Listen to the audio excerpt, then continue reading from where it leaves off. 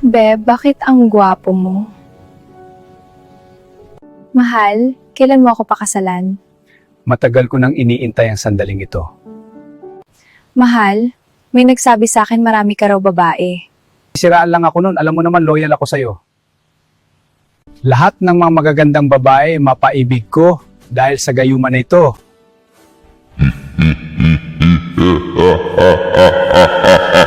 Humanda ka ngayon, kanorkukulamin kita.